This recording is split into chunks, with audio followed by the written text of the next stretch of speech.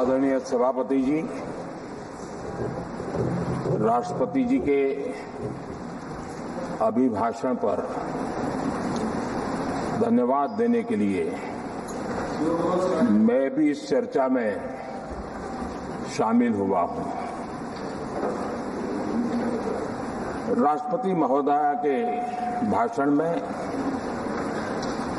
देशवासियों के लिए प्रेरणा भी थी, प्रोत्साहन भी था और एक प्रकार से सत्य मार्ग को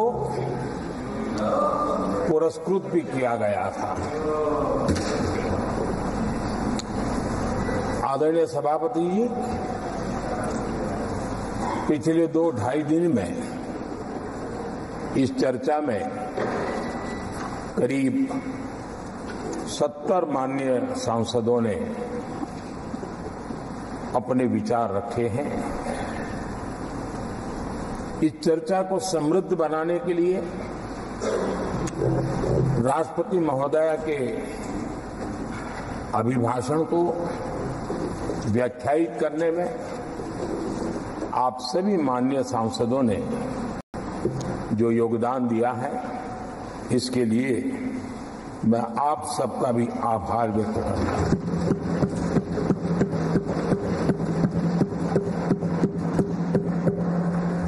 आदरणीय सभापति जी, भारत की आजादी के इतिहास में हमारी संसदीय लोकतांत्रिक यात्रा में बहुत दशकों के बाद देश की जनता ने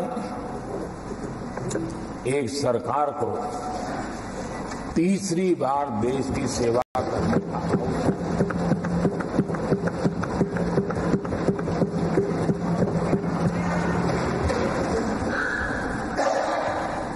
60 साल के बाद ये हुआ है कि 10 साल के बाद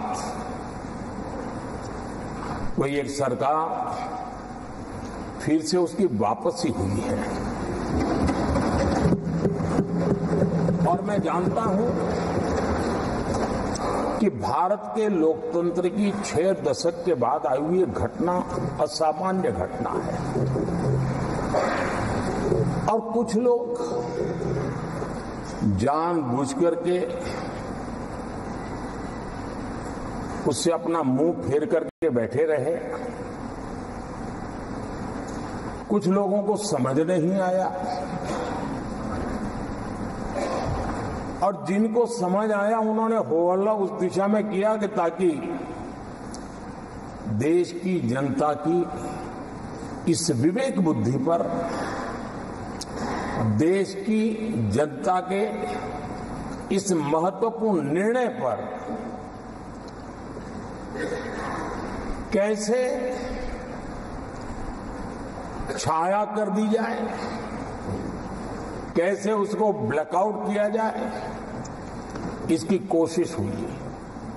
लेकिन मैं पिछले 2 दिन से देख रहा हूं कि आखिर तक पराजय भी स्वीकार हो रहा है और दबे मन से, कम मन से विजय भी स्वीकार हो रहा है।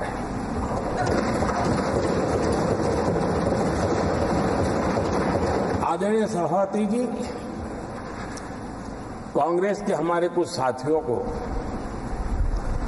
मैं हृदय से धन्यवाद करना चाहता हूं, क्योंकि नतीजे आए तब से हमारे एक साथी की तरफ से मैं देख रहा था, उनकी पार्टी उनको समर्थन तो नहीं करते थे, लेकिन अकेले झंडा लेकर दौड़ रहे थे। और मैं कहता हूं, वो जो कहते थे उनके मुंह में घी शक्कर। और ये मैं क्यों कह रहा हूं? क्योंकि उन्होंने बार बार ढोल पिटा था 1/3 सरकार। इससे बड़ा सत्य क्या हो सकता है कि हमारे 10 साल हुए हैं, 20 और बाकी है। एक तिहाई हुआ है, 2/3 बाकी, और इसलिए उनकी इस भविष्यवाणी को लिए मैं उनके मुंह में जी सकता हूं।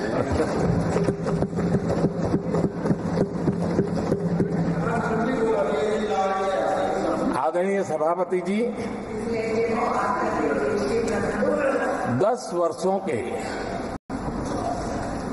अखंड एकनिष्ठ अविरत सेवा भाव से किए हुए कार्य को देश की जनता ने जी भर करके समर्थन दिया है।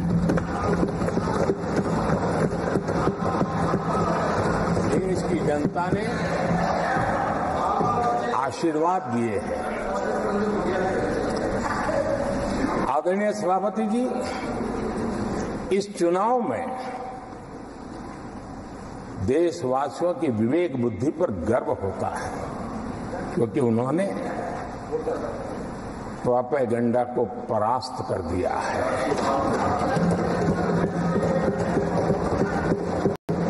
देश की जनता ने परफॉर्मेंस को प्राथमिकता दी है। भ्रम की राजनीति को देशवासियों ने ठुकराया है और भरोसे की राजनीति पर विजय की मोहर लगा।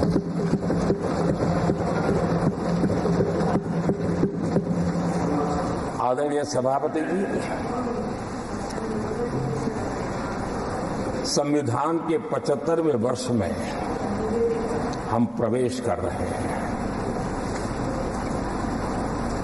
इस सदन के लिए भी ये पड़ाव विशेष है, क्योंकि इसे भी 75 साल हुए हैं और इसलिए एक सुखद संयोग है। आदरणीय सभापति जी, मेरे जैसे बहुत लोग हैं इस देश के सार्वजनिक जीवन में, जिनके परिवार में कोई गांव का सरपंच भी नहीं रहा है, गांव का प्रधान भी नहीं रहा है, राजनीति से कोई सरोकार नहीं रहा है, लेकिन आज अनेक महत्वपूर्ण पदों पर पहुंच करके देश की सेवा कर रहे हैं। और उसका कारण बाबा साहब आम्बेडकर ने जो संविधान दिया है, उसने हम जैसे लोगों को अवसर दिया और मेरे जैसे अनेक लोग हैं जिनको बाबा साहब आम्बेडकर द्वारा दिए गए संविधान के कारण यहां तक आने का अवसर मिला है और जनता जनार्दन ने उस पर मोहर लगाई, तीसरी बार आने का मौका मिल गया।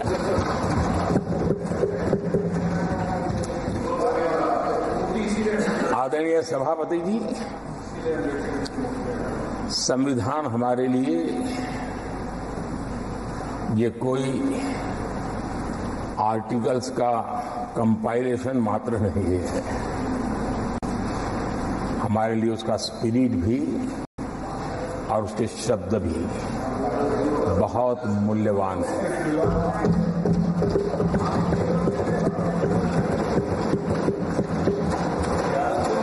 और हमारा मानना है कि किसी भी सरकार के लिए,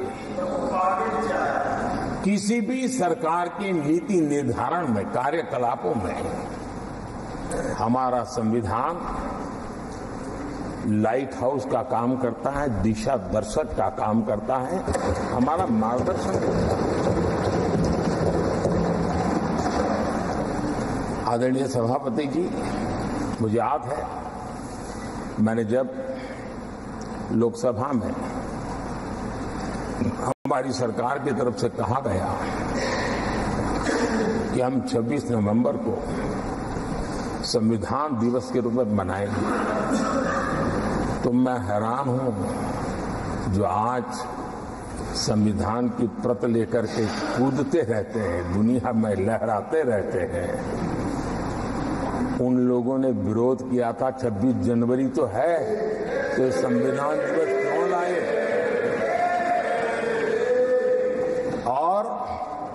आज संविधान दिवस के माध्यम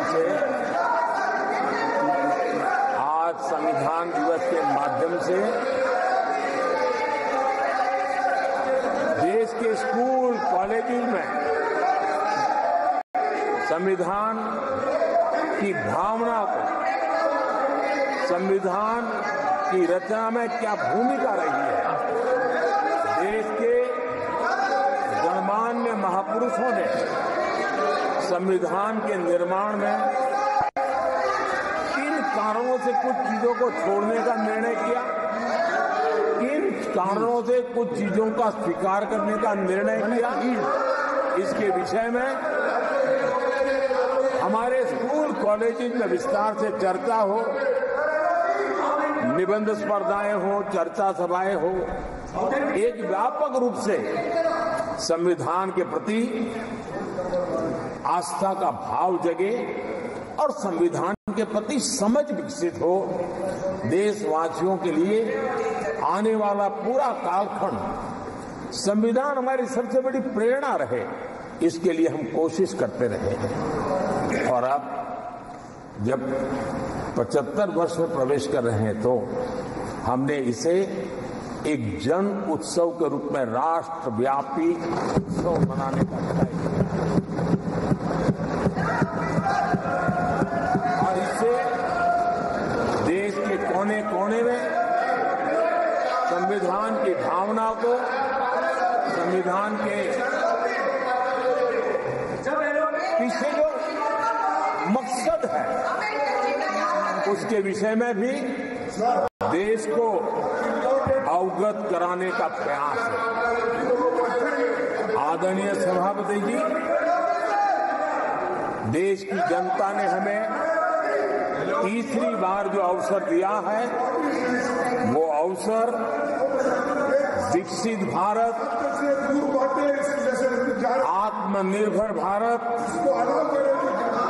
इस यात्रा को मजबूती देने के लिए, इस संकल्प को सिद्धि तक ले जाने के लिए हमें देश के कोटि कोटि जनों ने आशीर्वाद दिए हैं।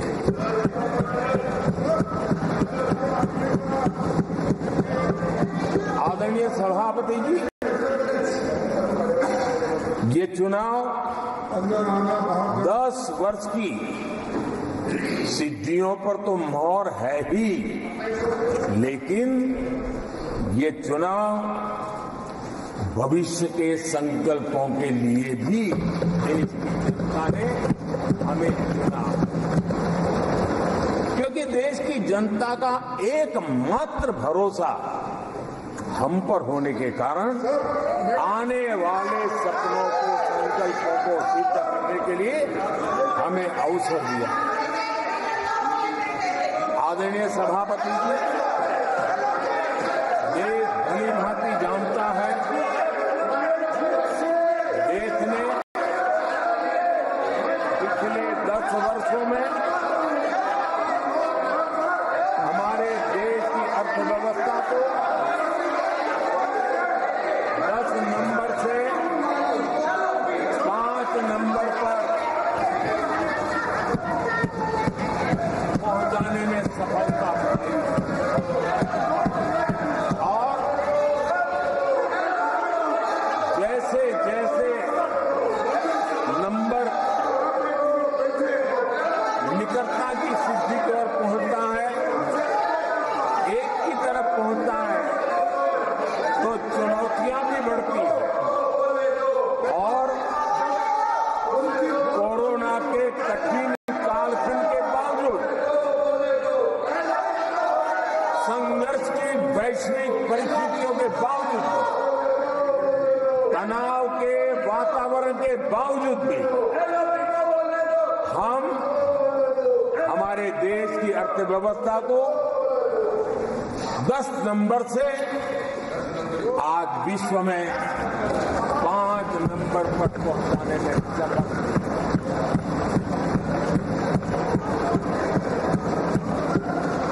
इस बार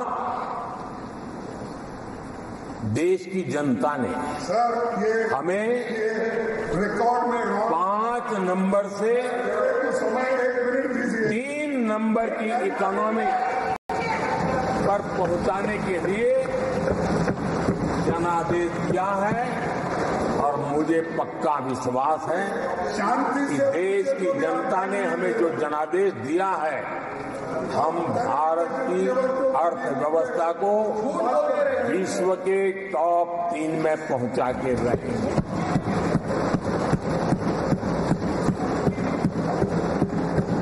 मैं जानता हूं आदरणीय सभापति जी, यहां कुछ ऐसे विद्वान हैं जो ये मानते हैं कि इसमें क्या है, ये तो होने ही वाला है, ये तो अपने आप तीसरे नंबर पे पहुंचने वाली है, ये तो अपने आप हो ही जाएगा, ऐसे विद्वान हैं। अब ये लोग ऐसे हैं जिन्होंने ऑटो पायलट मोड पे सरकार चलाने का या तो रिमोट पायलट पर सरकार चलाने का उनको आदी है, इसलिए वो कुछ करना धरने में विश्वास नहीं करते हैं। वो कुछ करने धरने में विश्वास नहीं करते, वो इंतजार करना जानते हैं। लेकिन हम परिश्रम में कोई कमी नहीं रखते।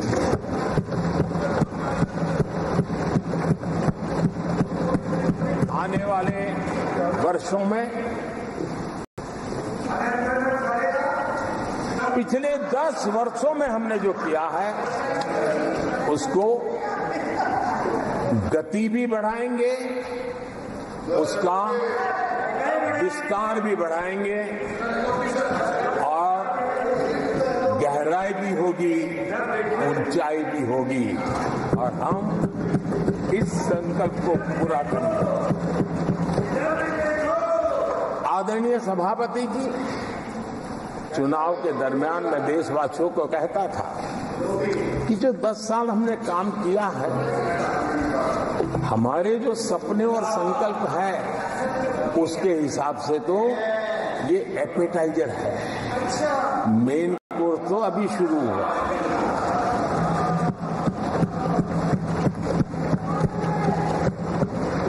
आदरणीय सभापति जी, आने वाले 5 साल मूल सुविधाओं के सैचुरेशन के और हम एक सामान्य नागरिक की जो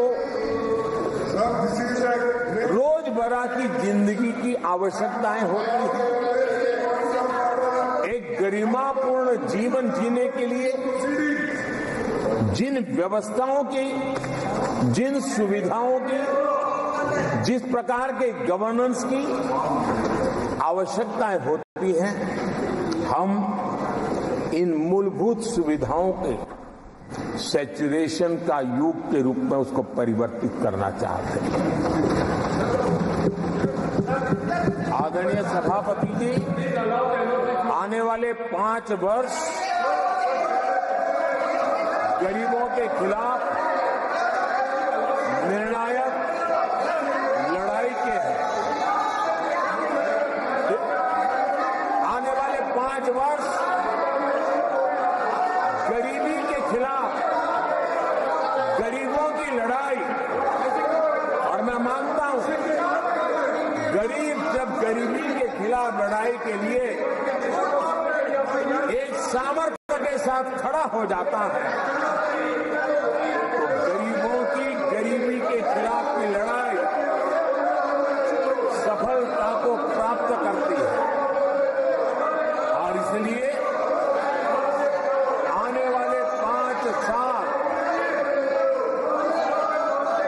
गरीबी के खिलाफ लड़ाई के निर्णायक वर्ष है और यह देश गरीबी के खिलाफ लड़ाई में विजयी होकर के रहेगा। ये पिछले 10 साल के अनुभव के आधार पर मैं बहुत विश्वास से कह सकता हूं।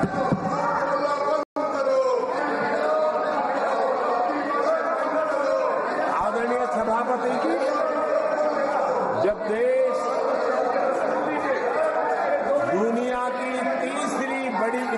बनेगा तो इसका लाभ, इसका प्रभाव जीवन के हर क्षेत्र पर पड़ने वाला है। विकास के, विस्तार के अनेक अवसर उपलब्ध होने वाले हैं और इसलिए जब हम दुनिया की तीसरे नंबर की इकोनॉमी बनेंगे तब भारत के हर स्तर पर सकारात्मक प्रभाव तो होगा, लेकिन वैश्विक परिवेश में अभूतपूर्व प्रभाव पैदा होने वाला है।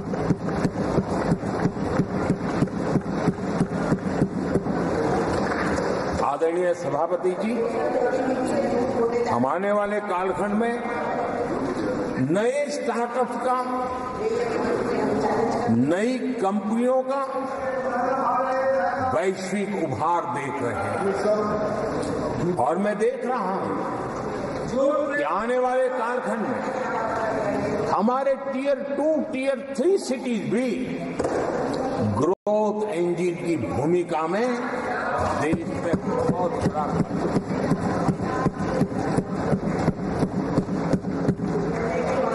आदरणीय सभापति जी, ये शताब्दी टेक्नोलॉजी ड्रिवन शताब्दी और इसलिए हम कई नए सेक्टर्स में नए फुटप्रिंट्स भी अवश्य रूप से देखेंगे। आदरणीय सभापति जी, आने वाले 5 साल में पब्लिक ट्रांसपोर्ट में बहुत तेजी से बदलाव आने वाला है और इसका लाभ भारत के कोटि-कोटि जनों को जल्द से जल्द मिले, उस दिशा में हम गंभीरता से आगे बढ़ना चाहते हैं। आदरणीय सभापति, भारत की विकास यात्रा में हमारे छोटे शहर, चाहे खेल जगत हो, चाहे शिक्षा जगत हो, चाहे इनोवेशन हो, चाहे पेटेंट की रजिस्ट्री हो, मैं साफ देख रहा हूं कि हमारे छोटे छोटे शहर, हजारों की तादाद में से शहर भारत में एक विकास का नया इतिहास गढ़ने वाले हैं।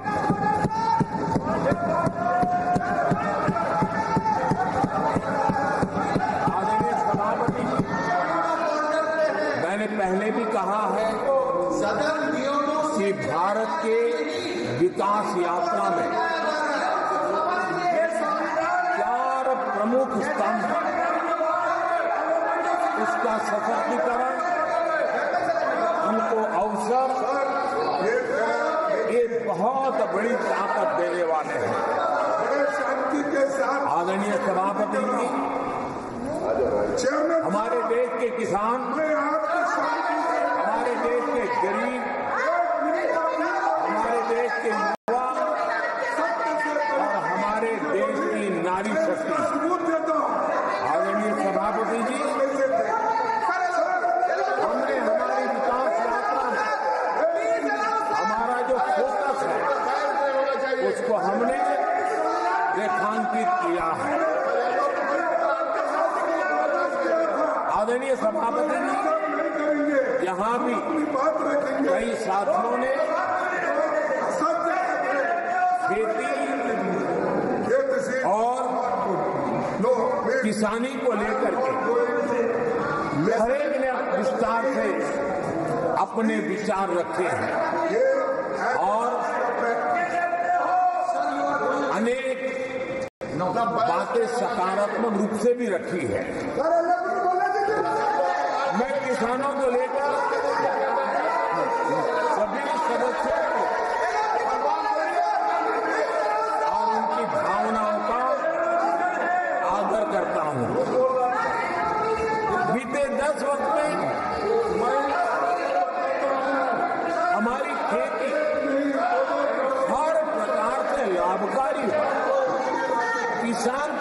बेरोजगारी हो उस पर हमने हमारा ध्यान केंद्रित किया है। अनेक योजनाओं से उसको हमने ताकत देने का प्रयास किया है। चाहे फसल के लिए ऋण हो,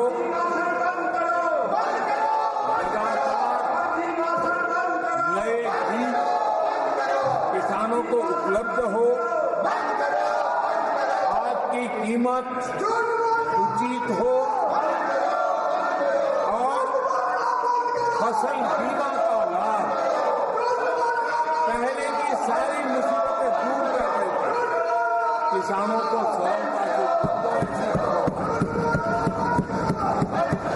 चाहे एमएसपी पर खरीद की बात हो, हमने पुराने सारे रिकॉर्ड तोड़ करके किसानों को लाभ दिया। एक प्रकार से बीज से बाजार तक हमने किसानों के लिए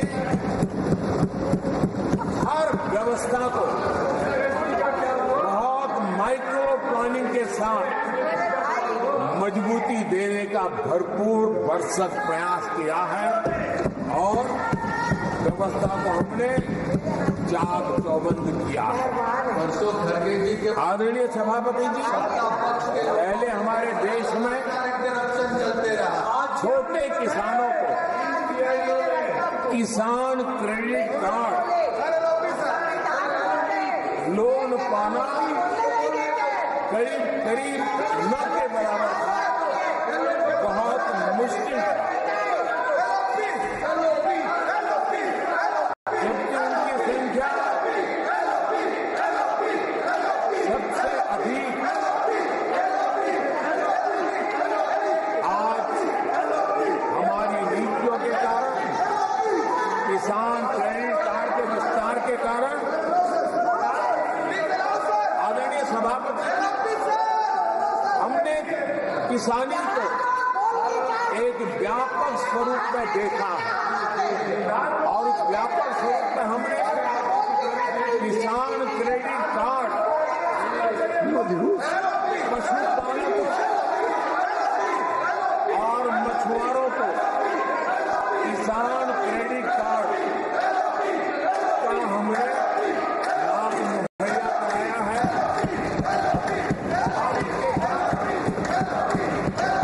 हमारे किसानों का खेती के काम को, उसके विस्तार को भी मजबूती दी है। उस दिशा में भी हमने काम किया। आदरणीय सभापति,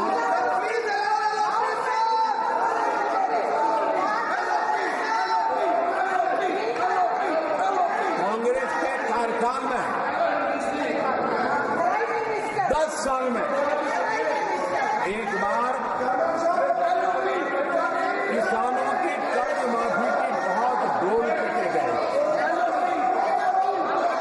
और एक बढ़ करके बातें बता करके किसानों को गुमराह करने का भरसक प्रयास किया गया था।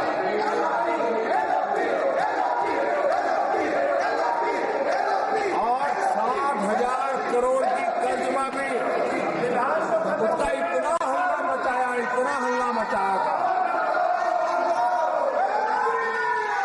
और एक अनुमान था तो उसके लाभार्थी करीब देश के 3 करोड़ किसान थे।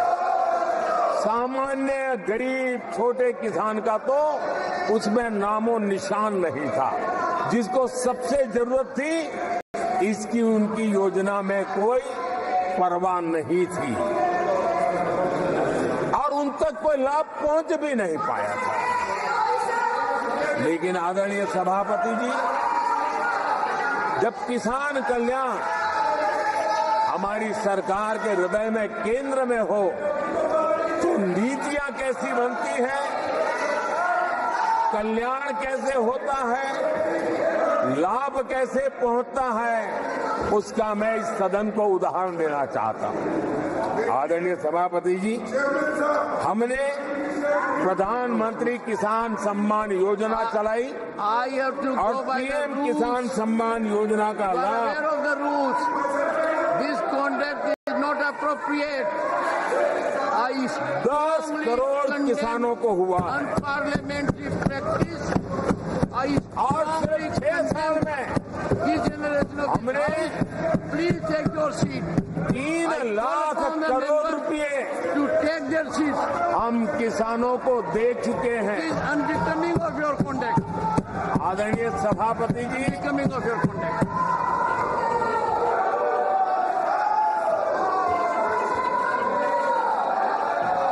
आदरणीय सभापति जी, देश देख रहा है, झूठ फैलाने वालों की सत्य सुनने की ताकत भी नहीं होती।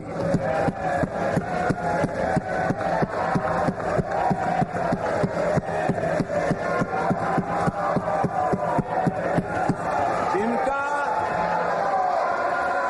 सत्य से मुकाबला करना, इसके लिए जिनके हौसले नहीं है, वो बैठ करके इतनी चर्चा के बाद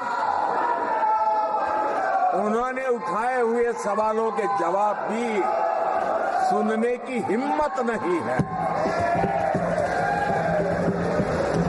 इन्होंने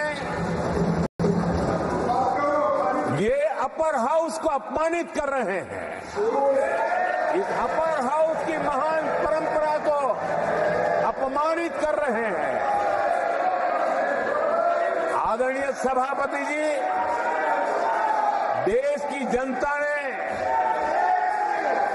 हर प्रकार से उनको इतना पराजित कर दिया है कि अब उनके पास गली मोहल्ले में चीखने के सिवाय कुछ बचा नहीं।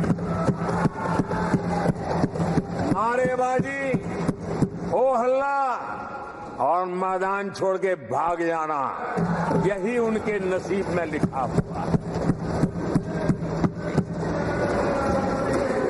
माननीय सदस्यगण, अत्यंत दर्दनाक, पीड़ादायक, अमर्यादित आचरण से देखकर मैं हूं।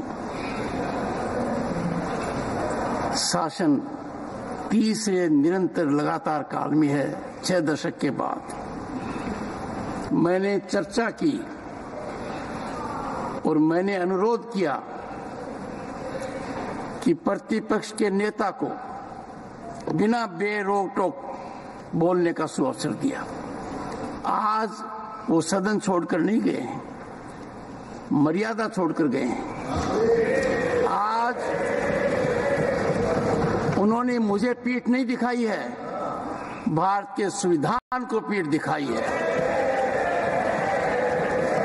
आज उन्होंने मेरा अनादर और आपका अनादर नहीं किया है, उस शपथ का अनादर किया है जो संविधान के तहत ली है।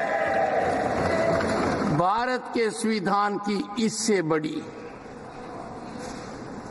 अपमानित बात नहीं हो सकती। ऐसा कैसे हो सकता है? House of elders, the upper house, हमें देश का मार्गदर्शन करना है। मैं उनके आचरण की भर्त्सना करता हूं। देश के 140 करोड़ लोग इसे हाथ होंगे। सदन का मतलब है सत्ता पक्ष की बात सुनो जब आपने अपनी पूरी बात कह दी। माननीय सदस्यगण, आप सब जानते हैं कल देर रात तक चर्चा रखी गई, हर सदस्य को मौका दिया गया। It is an occasion where they have challenged Indian Constitution. They have outraged the spirit of Indian Constitution. They have disregarded the oath they have undertaken. मैं इस कुर्सी पर बैठकर इतना दुखी हूं कि भारत के संविधान का इतना बड़ा अपमान, इतना बड़ा मजाक, भारत का संविधान हाथ में रखने की किताब नहीं है, जीने की किताब है। मैं आशा करता हूं कि वो आत्मचिंतन करेंगे, मंथन करेंगे, अपने दिल को टटोलेंगे और कर्तव्य पर आएंगे। माननीय प्रधानमंत्री जी,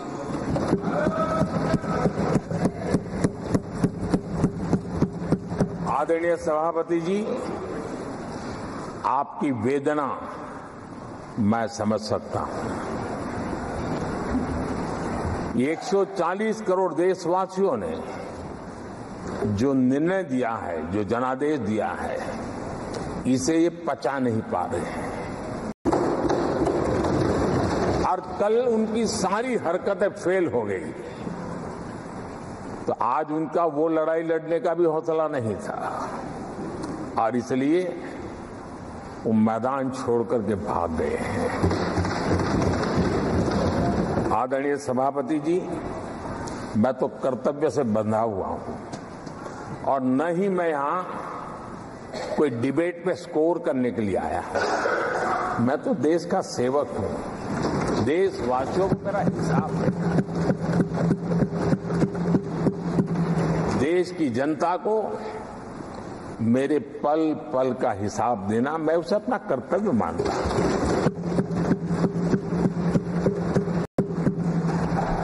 आदरणीय सभापति जी, वैश्विक परिस्थितियां ऐसी पैदा हुई कि फर्टिलाइजर के लिए बहुत बड़ा संकट पैदा हुआ। हमने देश के किसान को मुसीबत में नहीं आने दिया और हमने करीब करीब 12 लाख करोड़ रुपया फर्टिलाइजर में सब्सिडी दी है और जो भारत के आजादी के इतिहास में सर्वाधिक है और उसी का परिणाम है कि हमारे किसान को फर्टिलाइजर का इतना बड़ा बोझ उस तक हमने जाने नहीं दिया। सरकार ने अपने कंधे पर उसको उठा लिया है। आदरणीय सभापति जी, हमने एमएसपी में भी रिकॉर्ड बढ़ोतरी की है। इतना ही नहीं, खरीद के भी नए रिकॉर्ड बनाए हैं। पहले एमएसपी की घोषणा होती थी लेकिन किसानों से कुछ भी लिया नहीं जाता था, बातें बताई जाती थी। पहले की तुलना में अनेक गुना ज्यादा खरीदी कर करके हमने किसानों को सामर्थ्यवान बनाने का प्रयास किया।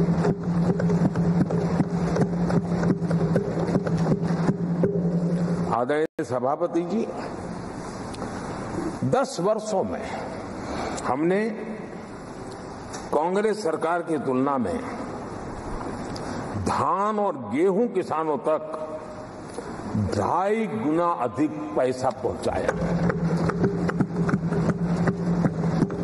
और हम आने वाले 5 साल सिर्फ इसी का इंक्रीमेंटल वृद्धि करके रुकना नहीं चाहते।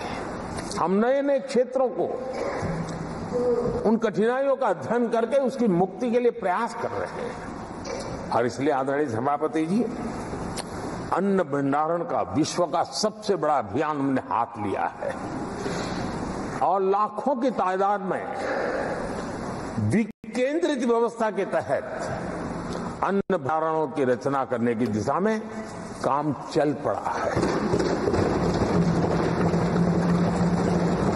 फल और सब्जी एक ऐसा क्षेत्र है, हम चाहते हैं कि किसान उस तरफ मुड़े और उसके भंडारण के लिए भी एक व्यापक इंफ्रास्ट्रक्चर की दिशा में हम काम कर रहे हैं। आदरणीय सभापति जी, सबका साथ सबका विकास, इस मूल मंत्र को लेकर के हमने देश सेवा की हमारी यात्रा को निरंतर विस्तार देने का प्रयास किया है। देशवासियों को गरिमापूर्ण जीवन देना, ये हमारी प्राथमिकता रही है। आज आजादी के बाद अनेक दशकों तक जिनको कभी पूछा नहीं गया, आज मेरी सरकार उनको पूछती तो है, उनको पूजती भी है।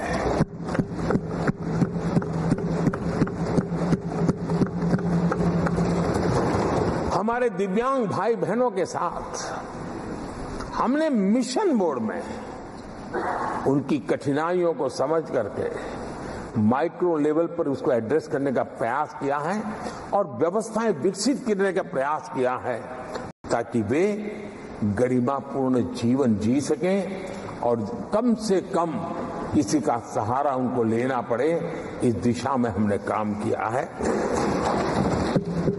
आदरणीय सभापति जी, हमारे समाज में किसी न किसी कारणवश एक उपेक्षित वर्ग, यानी एक प्रकार से समाज में बार बार हरदूत होने वाला वर्ग, वो ट्रांसजेंडर वर्ग है। हमारी सरकार ने ट्रांसजेंडर साथियों के लिए कानून बनाने का काम किया है और जब पश्चिम की दुनिया के लोग ये सुनते हैं तो उनको भी गर्व होता है, जब भारत इतना प्रोग्रेसिव है, भारत की तरफ बड़े गर्व की नजर से देखा जाता है। हमने उनको मुख्य धारा में लाने का प्रयास शुरू किया है। आपने देखा होगा पद्मा अवार्ड में भी ट्रांसजेंडर को अवसर देने में हमारी सरकार आ गया। आदरणीय सभापति जी, हमारे गुमंत जनजातीय समुदाय, हमारे गुमंत साथी, हमारे बंजारा परिवार, उनके लिए एक अलग कल्याण बोर्ड बनाया है ताकि उनकी आवश्यकताओं को हम एड्रेस कर सकें और उनको भी एक स्थायी, सुरक्षित और संभावनाओं वाला जीवन प्राप्त हो, उस दिशा में हम काम कर रहे हैं। आदरणीय सभापति जी, हम एक शब्द लगातार सुनते आए हैं, पीबीटीजी, पीबीटीजी, पीबीटीजी। हमारे जनजातीय समूह में ये सबसे पीछे रहा हुआ और आजादी के इतने सालों के बाद भी जिन्होंने उनको निकट से देखा होगा, पता चलता है कि कैसी हालत में जीते हैं। उनकी तरफ किसी ने नहीं देखा। हमने एक विशेष व्यवस्था की है और पीएम जनमन योजना के तहत 24,000 करोड़ ये समुदाय बिखरा हुआ है, छोटी संख्या में है, वोट की उनकी ताकत नहीं है और यहां देश की परंपरा है जिसकी वोट की ताकत है उसी की चिंता करना, लेकिन समाज के ऐसे अति पिछड़े लोगों की कोई चिंता नहीं करता था। हमने वो चिंता की है क्योंकि हम वोट की राजनीति नहीं करते हैं, हम विकास की राजनीति करते हैं। आदरणीय सभापति जी, हमारे देश में पारंपरिक पारिवारिक कौशल्य भारत की विकास यात्रा का और व्यवस्था का एक अंग रहा है। जो हमारा विश्वकर्मा समूह है, जिनके पास परंपरागत से हुनर है और जो समाज की आवश्यकताओं को पूरी करता है, लेकिन उनको कभी एड्रेस नहीं किया गया। हमने करीब करीब 13,000 करोड़ रुपए की योजना से विश्वकर्मा समुदाय को आधुनिकता की तरफ ले जाना, उनके अंदर प्रोफेशनलिज्म आए। आदरणीय सभापति जी, गरीबों के नाम पर बैंकों का राष्ट्रीयकरण तो कर दिया गया था, लेकिन मेरे रेहड़ी पटरी वालों को कभी बैंक के दरवाजे तक देखने की हिम्मत नहीं होती थी, हालत थी। पहली बार देश में पीएम स्वनिधि योजना के तहत रेहड़ी पटरी वालों की चिंता की गई है और आज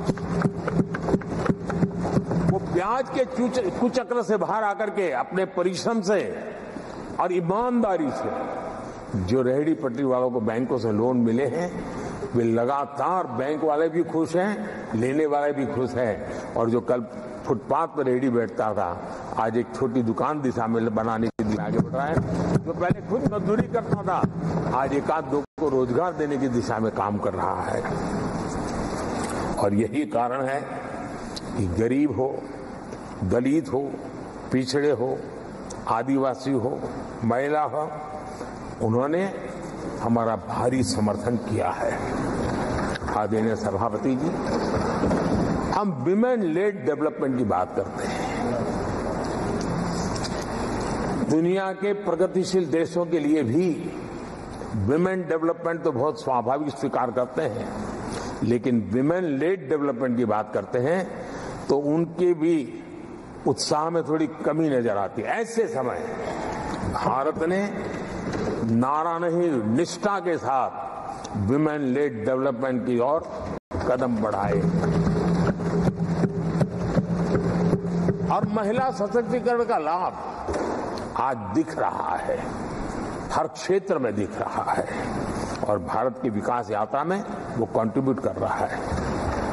मैं आदरणीय सांसद सुधा मूर्ति जी का आभार व्यक्त करता हूं कि कल उन्होंने चर्चा में महिलाओं के आरोग्य के विषय पर बल दिया था और उसका महात्म्य क्या है, उसकी आवश्यकता क्या है, पर बड़े विस्तार से उन्होंने कहा था। और उन्होंने एक बात ये भी बड़ी इमोशनल बताई थी कि माँ अगर चली गई तो उसका कोई उपाय नहीं होता, फिर नहीं मिल सकती। ये भी बड़ी भावात्मकता से उन्होंने बताया था। विमेन हेल्थ, सैनिटेशन, वेलनेस पर हमने 10 वर्षों में एक प्रायोरिटी सेक्टर के लिए आपने काम किया है। आदरणीय सभापति जी, टॉयलेट हो, सैनिटरी पैड्स हो, गैस कनेक्शन हो, प्रेगनेंसी के दौरान वैक्सीनेशन की व्यवस्था हो और इसका फायदा हमारे देश की माताओं बहनों को मिला है। आदरणीय सभापति जी, आरोग्य के साथ साथ महिलाएं आत्मनिर्भर बने, उस दिशा में भी हम लगातार काम कर रहे हैं। बीते वर्षों में हमने जो 4 करोड़ घर बनाए हैं, उसमें से ज्यादातर घर हमने महिलाओं के नाम पर रखे। बैंकों में खाते खुलने से, मुद्रा और सुकन्या समृद्धि जैसी योजना से आर्थिक फैसलों में महिलाओं की भूमिका भी बढ़ी है, भागीदारी भी बढ़ी है और एक प्रकार से वो परिवार में भी अब निर्णय प्रक्रिया का हिस्सा बनने लगी है। आदरणीय सभापति जी, विमेन सेल्फ हेल्प ग्रुप्स, उससे जुड़ी 10 करोड़ बहनें, उनका आत्मविश्वास तो बढ़ा ही बढ़ा है, उनकी आय भी बढ़ी है। अभी तक 1 करोड़ बहनें जो ये सेल्फ हेल्प ग्रुप में काम करती हैं, छोटा छोटा गांव में कारोबार करती है, मिल करके करती है, किसी गांव वालों की भी नजर नहीं जाती इनकी तरफ। आज मैं बड़े गर्व से कह सकता हूं कि उन्हीं में से 1 करोड़ बहनें लखपति दीदी हैं और हम आने वाले समय में ये आंकड़ा 3 करोड़ बहनों को लखपति दीदी बनाने की दिशा में बढ़ा रहे हैं। आदरणीय सभापति जी, सरकार का प्रयास है कि हर नए सेक्टर को हमारी महिलाएं लीड करें, वो अगुवाई करें, उस दिशा में हम प्रयास कर रहे हैं। नई टेक्नोलॉजी आती है, लेकिन महिलाओं के नसीब बहुत बहुत आखिर में आती है।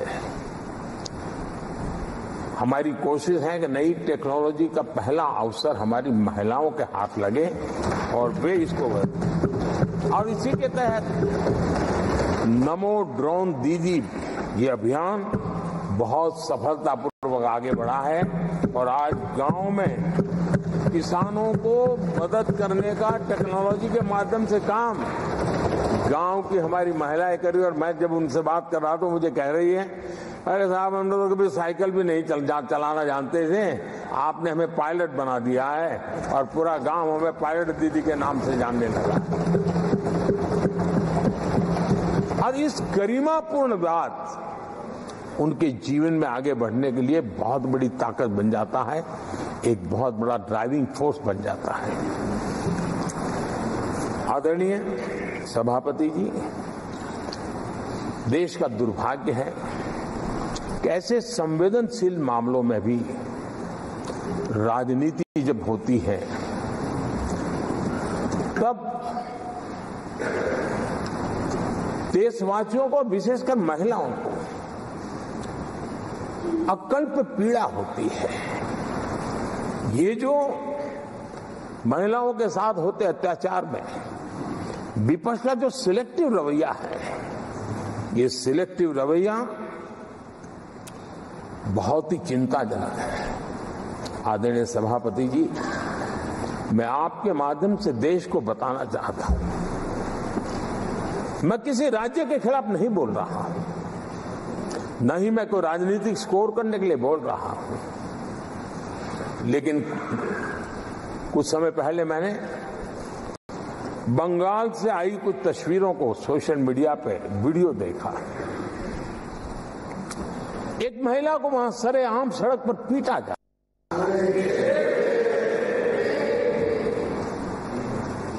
वो बहन चीख रही है, लेकिन वहां खड़े हुए कोई उसकी मदद के लिए नहीं आ रहा है, वीडियो बनाने में लगे हुए हैं। और जो घटना संदेश खली में हुई, जिसकी तस्वीरें रोंगटे खड़े करने वाली है, लेकिन बड़े बड़े दिग्गज, मैं सुन रहा हूं कल से,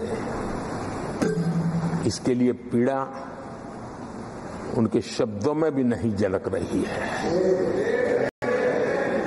इससे बड़ा शर्मिंदगी का दुखद चित्र क्या हो सकता है?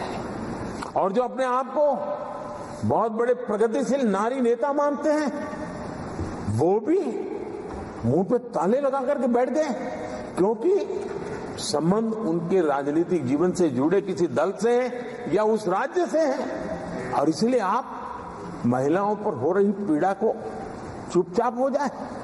आदरणीय सभापति जी, मैं समझता हूं कि जिस प्रकार से दिग्गज लोग भी ऐसी बातों को नजरअंदाज करते हैं, तब देश को तो पीड़ा होती है, हमारी माताओं और बहनों को ज्यादा पीड़ा होती है। आदरणीय सभापति जी, राजनीति इतनी सिलेक्टिव हो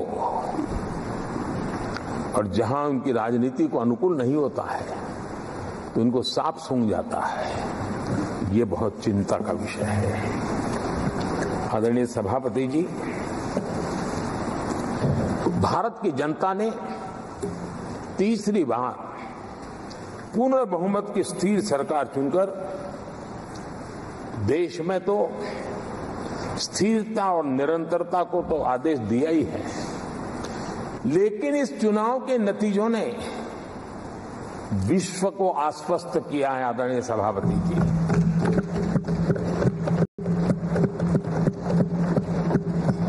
और इस नतीजों के कारण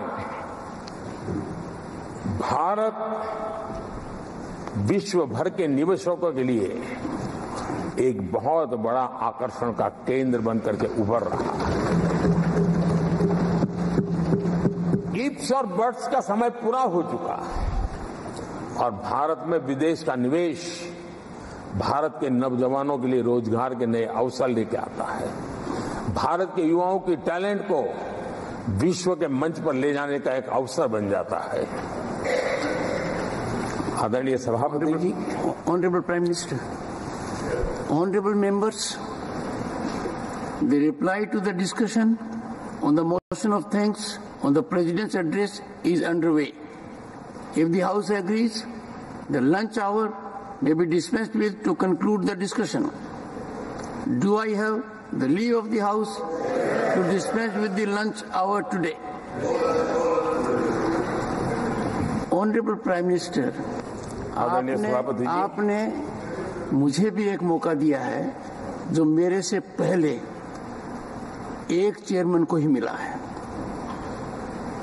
to listen to the prime minister in his third term replying to the President's address.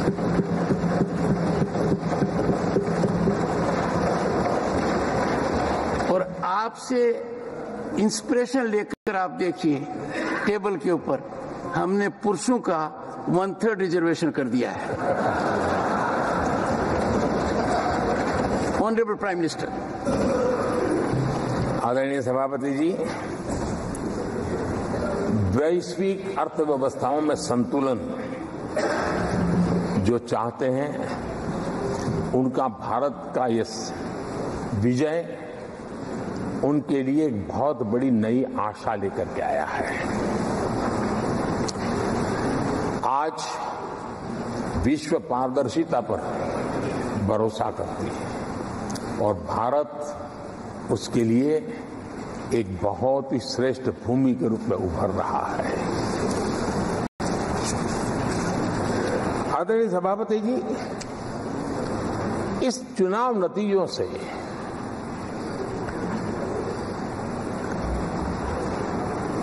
जो कैपिटल मार्केट है उसमें तो उछाल नजर आ ही रहा है, लेकिन दुनिया में भी बहुत बड़ा उमंग और आनंद का माहौल है। तो मैं अपने व्यक्तिगत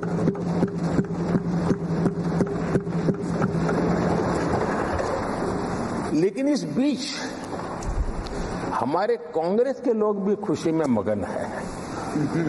मैं समझ नहीं पाता हूं कि ये खुशी का कारण क्या है, और इस पर कई सवाल है। क्या ये खुशी हार की हैट्रिक पर है? क्या ये खुशी नर्वस 90 के शिकार होने पर है? क्या ये खुशी एक और असफल लॉन्च की है? आदरणीय सभापति जी, मैं देख रहा था ये उत्साह उमंग से खड़गे जी भी बड़े नजर आ रहे थे, लेकिन शायद खड़गे जी ने उनकी पार्टी की बड़ी सेवा की है, क्योंकि जो ये पराजय का ठिकरा जिन पर फूटना चाहिए था, उनको उन्होंने बचा लिया और खुद दीवार पर के खड़े हो गए।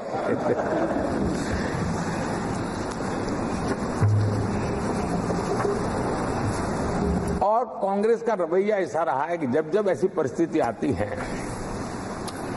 तो दलित को, पिछड़े को ही ये मार झेलनी पड़ती है और वो परिवार बच निकल जाता है। इसमें भी यही नजर आ रहा है। इन दिनों आपने देखा होगा लोकसभा में स्पीकर के चुनाव का मसला हुआ, उसमें भी पराजय तो तय थी, लेकिन आगे किसको किया? एक दलित को बड़ी चलाने के लिए खेल खेला उन्होंने। उनको मालूम था कि वो पराजित होने वाले, लेकिन उन्हीं को आगे किया। राष्ट्रपति उपराष्ट्रपति पद के चुनाव थे तो 2022 में उन्होंने उपराष्ट्रपति पद के लिए सुशील कुमार शिंदे जी को आगे किया, उनको मरवा दिया। दलित मरे उनका कुछ जाता नहीं है।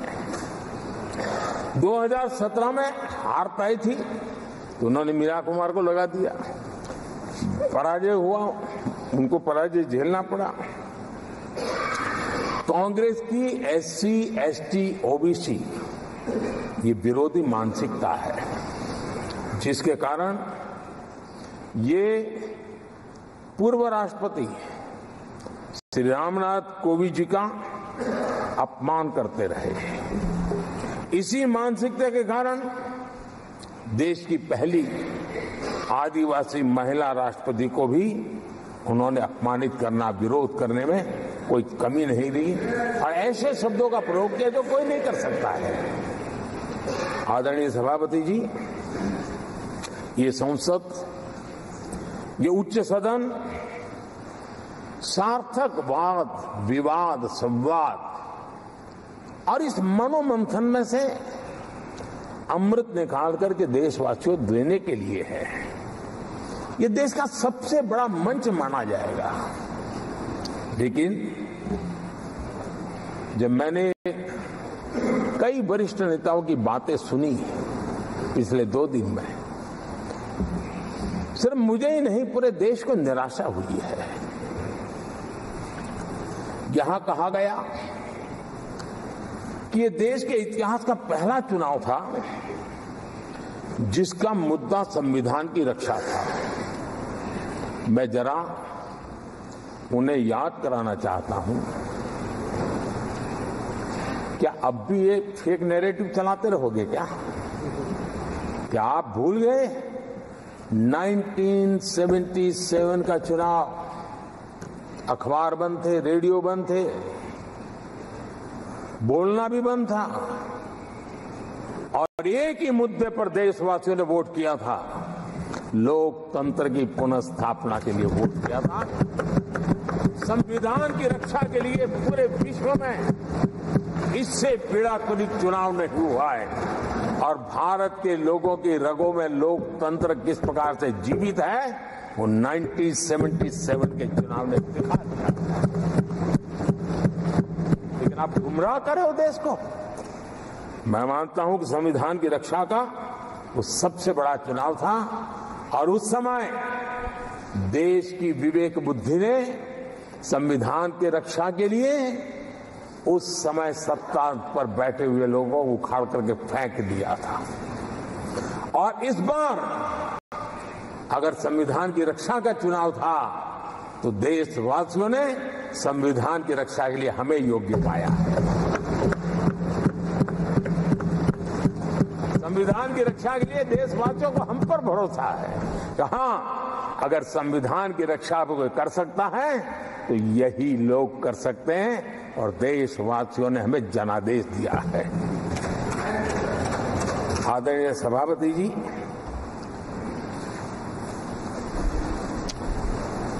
जब खड़गे ये ऐसी बातें बोलते हैं तो जरा पीड़ादायक लगता है, क्योंकि इमरजेंसी के दौरान संविधान पर जो जुल्म हुआ, जो बुलडोजर चलाया गया संविधान के ऊपर, लोकतंत्र की धज्जियां उड़ा दी गई, तब उसी दल के महत्वपूर्ण नेता के रूप में उनके साक्षी है, फिर भी सदन को गुमराह कर रहे हैं। आदरणीय सभापति जी, आपातकाल को मैंने बहुत निकट से देखा है। करोड़ों लोगों को कल्पना भार की यातनाएं दी गई है, उनका जीना मुश्किल कर दिया गया था और जो संसद के अंदर होता था वो तो रिकॉर्ड पर है। भारत के संविधान की बातें करने वालों को मैं पूछता हूं, जब आपने लोकसभा को 7 साल चलाया था, लोकसभा का कार्यकाल 5 साल है, वो कौन सा संविधान था जिसको लेकर के आपने 7 साल तक सत्ता की मौज ली और लोगों पर जुल्म करते रहे? और आप संविधान सिखाते हो? आदरणीय सभापति जी,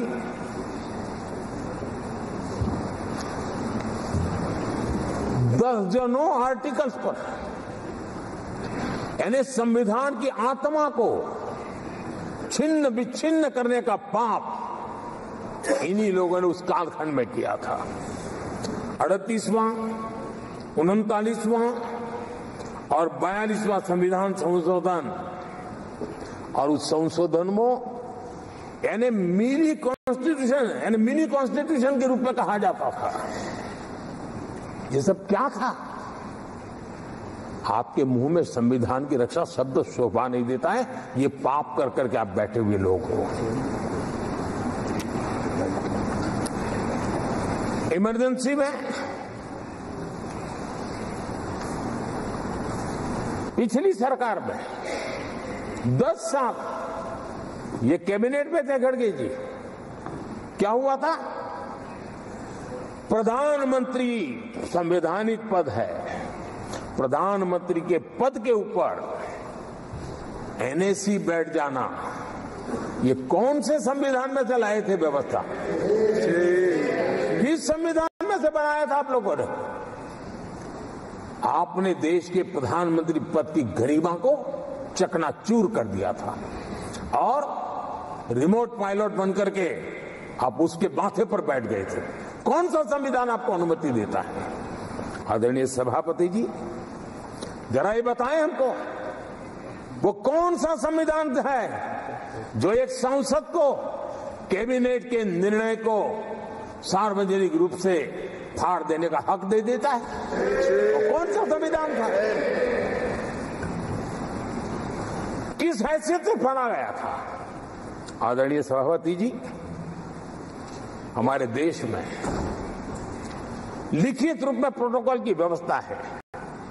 राष्ट्रपति, उपराष्ट्रपति, प्रधानमंत्री, स्पीकर सब कैसे कहां होते हैं? कोई मुझे बताएं कि संविधान की मर्यादाओं को तार तार करके प्रोटोकॉल में एक परिवार को प्राथमिकता कैसे दी जाती थी? कौन सा संविधान था?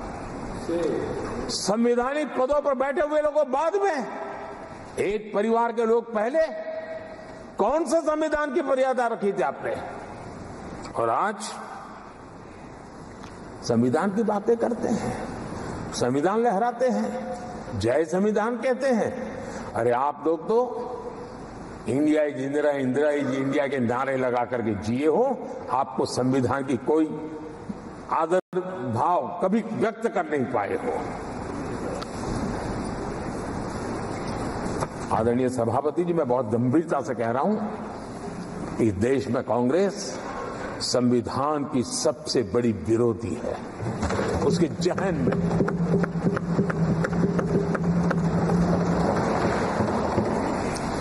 आदरणीय सभापति जी, इस पूरी चर्चा के दरमियान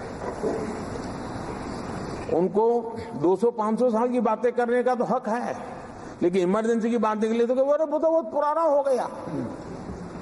तो आपके पाप पुराने हो जाते हैं तो खत्म हो जाते हैं क्या? आदरणीय सभापति जी, इस हाउस में कोशिश की गई संविधान की बात करना, लेकिन इमरजेंसी को कभी भी आने नहीं देना। ये चर्चा करने का अनुभव है, लेकिन ये देश, इनके साथ जो लोग बैठे हैं उसमें भी बहुत लोग हैं जो इमरजेंसी के भुक्तभोगी रहे हैं, लेकिन उनकी कुछ मजबूरियां होगी कि आज उनके साथ उन्होंने बैठना पसंद किया है। मतलब अवसरवादिता का ये दूसरा नाम है। संविधान के प्रति समर्पण का भाव होता तो ऐसा नहीं करते। आदरणीय सभापति जी, आपातकाल सिर्फ एक राजनीतिक संकट नहीं था, लोकतंत्र संविधान के साथ साथ ये बहुत बड़ा मानवीय संकट भी था। अनेक लोगों को टॉर्चर किया गया था, अनेक लोग जेल में मृत्यु को शरण हुए थे। जयप्रकाश नारायण जी की स्थिति इतनी खराब हुई कि बाहर आकर के वो कभी ठीक नहीं हो पाए। ये हाल उन्होंने कर दिया था। और प्रताड़ना सिर्फ राजनेताओं की नहीं, आम आदमी को भी नहीं छोड़ा गया था, सामान्य आदमी को भी नहीं। और इनका इतने सारे जुल्म, उसमें इनके लोग भी थे अंदर, उनके साथ भी ये जुल्म हुआ। लेकिन आज भूल गए। आदरणीय सभापति, वो दिन ऐसे थे कि जो कुछ लोग घर से निकले कभी घर लौट करके वापिस नहीं आए और पता तक नहीं चला कि उनका शरीर कहाँ गया। यहां तक की घटनाएं घटी थी। आदरणीय सभापति जी, ये बहुत सी पार्टियां जो उनके साथ बैठी हैं, वो अल्पसंख्यकों की आवाज होने का जरा दावा करते और बड़े ज्यादा चिल्ला करके बोलते हैं। क्या कोई मुजफ्फरनगर और तुर्कमान गेट, वहां अल्पसंख्यकों के साथ इमरजेंसी में क्या हुआ था, जरा याद करने की हिम्मत करते हैं क्या? बोलने की हिम्मत करते हैं क्या? आदरणीय सभापति जी, और ये कांग्रेस को क्लीन चिट दे रहे हैं। कैसे देश उनको माफ करेगा? ये शर्मनाक है कि ऐसी तानाशाही को भी आज सही कहने वाले लोग हाथ में संविधान की प्रत लेकर के अपने काले कारनामों को छुपाने की कोशिश कर रहे हैं।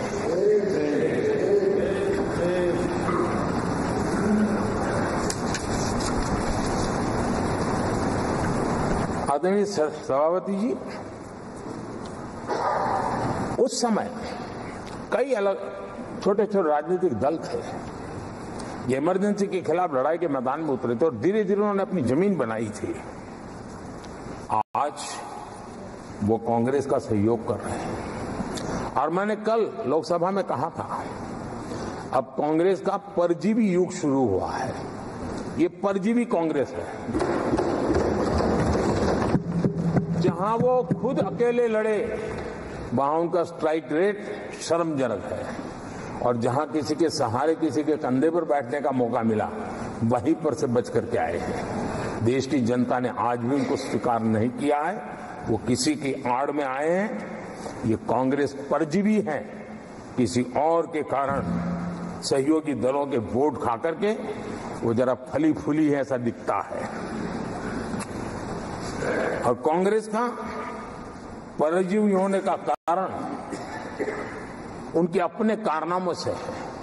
वो देश की जनता का विश्वास नहीं लेता है, वो जोड़ तोड़ करके बचने का रास्ता खोज रहे हैं। जनता जनार्दन का विश्वास जीतने के लिए इनके पास कुछ नहीं है, इसलिए फेक नैरेटिव के द्वारा, फेक वीडियो के द्वारा देश को भ्रमित करके, गुमराह करके अपने कारनामे करने की आदत है। आदरणीय सभापति जी, इस सदन में, ये उच्च सदन है, यहां विकास के विजन पर चर्चा होना स्वाभाविक अपेक्षित है, लेकिन भ्रष्टाचार के गंभीर आरोपों से घिरे लोग, ये कांग्रेस वाले भ्रष्टाचारी बचाओ आंदोलन चलाने लग गए हैं बेशर्मी के साथ। जिनको सजाएं मिली है भ्रष्टाचार में, इनके साथ तस्वीरें निकालने में को मजा आ रहा है। पहले ये लोग हमको पूछते थे, बातें तो बड़ी करते थे, भ्रष्टाचारियों पर कार्रवाई क्यों नहीं होती है? और जब भ्रष्टाचारी जेल जा रहे हैं तो हंगामा कर रहे हैं। क्या आप लोगों को जेल क्या भेज रहे हो? आदरणीय सभापति जी, यहां चर्चा के दौरान केंद्र की जांच एजेंसियों पर आरोप लगाए गए हैं। जांच एजेंसियों का ये सरकार दुरुपयोग कर रही है, ऐसा कहा गया है। आदरणीय सभापति जी, अब आप मुझे बताइए, भ्रष्टाचार करे आप, शराब घोटाला करे आप, बच्चों के क्लास के बनाने में घोटाला करे आप, पानी तक में घोटाला करे आप, आपकी शिकायत करे कांग्रेस, आपको कोर्ट में घसीट करके ले जाए कांग्रेस, और अब कार्रवाई हो तो गाली दे मोदी को।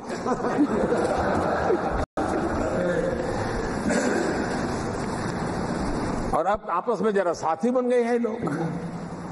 और हिम्मत है तो सदन में खड़े होकर के जवाब मांगो।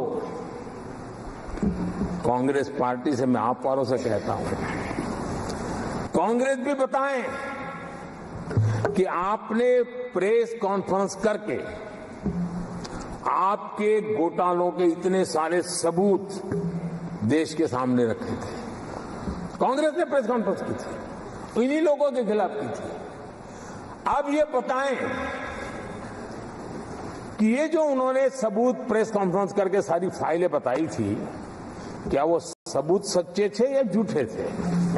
दोनों एक दूसरे को खोल करके रख देंगे। आदरणीय सभापति जी, मुझे विश्वास है ऐसी चीजों का जवाब देने की उनके अंदर हिम्मत नहीं है। आदरणीय सभापति जी, ये ऐसे लोग हैं जिनका डबल स्टैंडर्ड है, दोहरा रवैया है। और मैं देश को बार बार ये बात याद दिलाना चाहता हूं, ये कैसा दोगलापन चल रहा है। ये लोग दिल्ली में एक मंच पर बैठ करके जांच एजेंसियों पर आरोप लगाते हैं, भ्रष्टाचारियों को बचाने के लिए रैलियां करते हैं और केरला में उनके शहजादे, उन्हीं के केरल के एक मुख्यमंत्री जो उनके गठबंधन के साथी हैं, उनको जेल भेजने की अपील करते हैं और भारत सरकार को कहते हैं कि इस मुख्यमंत्री को जेल भेज दो। दिल्ली में ईडी सीबीआई की कार्रवाई उस पर हाय तौबा करते हैं और वही लोग उसी एजेंसी से केरल के मुख्यमंत्री को जेल भेजने की बात करते हैं शहजादे। तब लोगों के मन में सवाल उठता है कि इसमें भी दोगलापन। आदरणीय सभापति जी, छत्तीसगढ़ में कांग्रेस सरकार के मुख्यमंत्री के साथ शराब घोटाला जुड़ा। यही आप पार्टी वाले चीख चीख करके कहते थे कि ईडी सीबीआई को लगा दो और इस मुख्यमंत्री को जेल में डाल दो, खुलेआम कहते थे और ईडी ये काम करे इसके लिए गुजारिश करते थे। उनको तब ईडी बहुत प्यारा लगता है। आदरणीय सभापति जी, ये आज जो लोग जांच एजेंसियों को बदनाम कर रहे हैं, हल्ला मचा रहे हैं, मैं जरा उनकी याददाश्त पर जोर डालना चाहिए, मैं ऐसा उनका आग्रह करता हूं।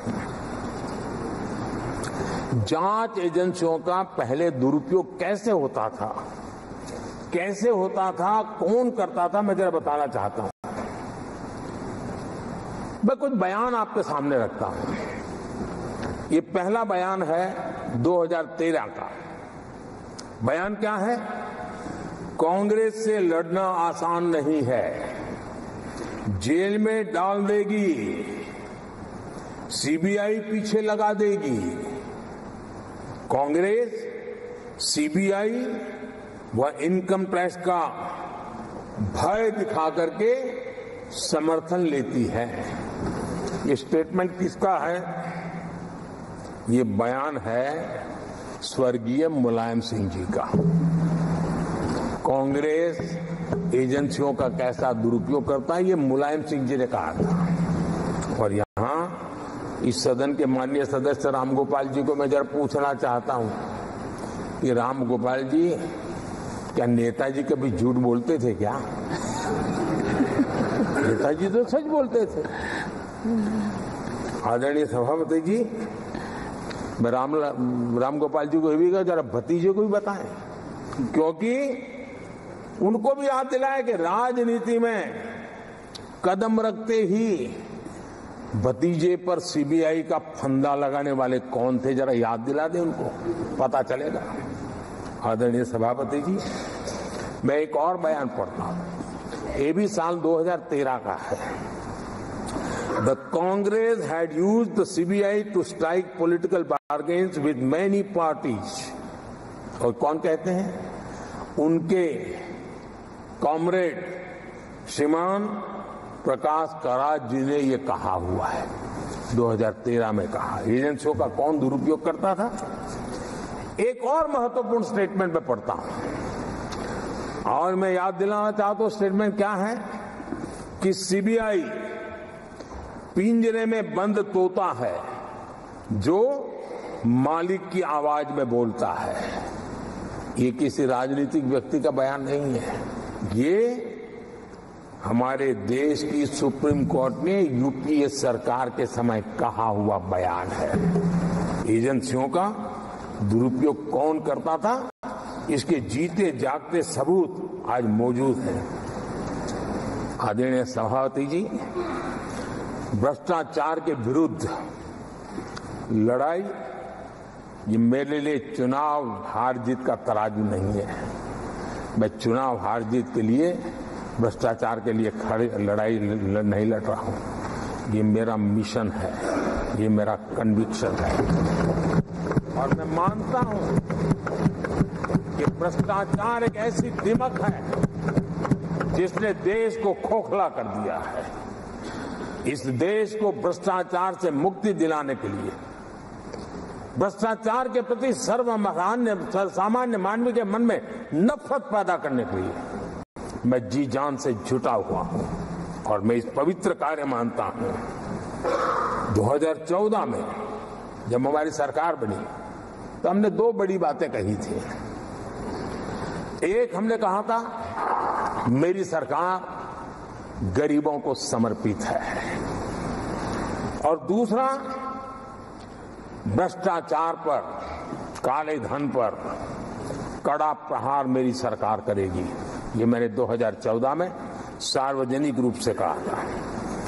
इसी ध्येय को लेकर के एक तरफ गरीबों के कल्याण के लिए विश्व की सबसे बड़ी कल्याण योजना हम चला रहे हैं, गरीब कल्याण योजना चला रहे हैं।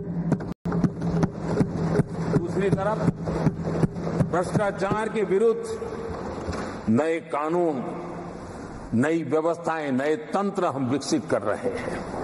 हमने भ्रष्टाचार निवारण अधिनियम 1988 उसमें संशोधन किया। हमने काले धन के खिलाफ एक नया कानून बनाया। बेनामी संपत्ति को लेकर हम नया कानून लेकर के आए। इन कानूनों से भ्रष्ट अधिकारियों पर भी कार्रवाई हो गई, लेकिन लीकेज हटाने के लिए हमने सकारात्मक रूप से गवर्नमेंट में भी बदलाव लाया। हमने डायरेक्ट बेनिफिट ट्रांसफर पर बल दिया। हमने डिजिटल टेक्नोलॉजी का भरपूर उपयोग किया है, और तभी आज हर लाभार्थी तक उसके हक का फायदा तुरंत सीधा पहुंच रहा है। एक नए पैसे का लीकेज नहीं होता है। ये हमारी भ्रष्टाचार के खिलाफ लड़ाई का पहलू है। और जब सामान्य नागरिक को ये व्यवस्था मिलती है तब उसका लोकतंत्र में भरोसा बढ़ता है, उसको सरकार में अपनापन महसूस होता है, और जब अपनापन महसूस होता है ना, तब तीसरी बार बैठने का मौका मिलता है। आदरणीय सभापति जी,